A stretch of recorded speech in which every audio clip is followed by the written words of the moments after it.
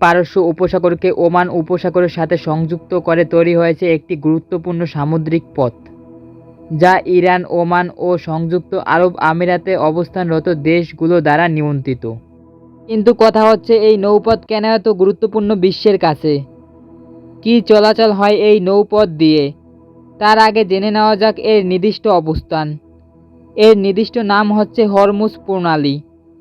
এর উত্তর পাশে ইরান, দক্ষিণ পাশে ওমান এবং কিছু অংশে সংযুক্ত আরব আমিরাত দ্বারা ঘেরা। হরমুজ প্রণালীর দৈর্ঘ্য 166 কিলোমিটার এবং প্রস্থ সর্বনিম্ন সরু অংশে 33 কিলোমিটার। এবার জানা যাক এর গুরুত্ব সম্পর্কে। হরমুজ প্রণালী দিয়ে বিশ্বের প্রায় 20% তেল যাতায়াত করে। এর মধ্যে সৌদি আরব, ইরান, সংযুক্ত আরব আমিরাত, কুয়েত, ইরাক বিশ্বের বিভিন্ন দেশের কাছে তেল রপ্তানি করে থাকে।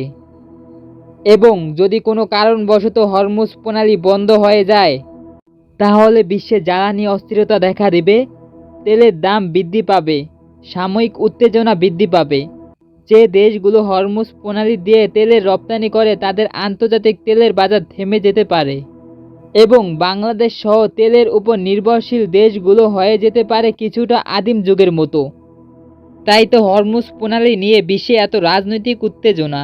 হরমুজ প্রণালী ইরানের আওতায় হওয়ায় ইরান মার্কিন সংঘাতের পর ইরান হরমুজ প্রণালী নিয়ন্ত্রণকে তার কৌশলগত শক্তির অংশ হিসাবে ব্যবহার করে সকল জাহাজ চলাচল বন্ধের ঘোষণা দিয়েছে, যার কারণে হরমুজ প্রণালী দিয়ে যাতায়াত হওয়া সকল তেল ও গ্যাসের আন্তর্জাতিক বাজারে সাময়িক উত্তেজনা দেখা দিয়েছে।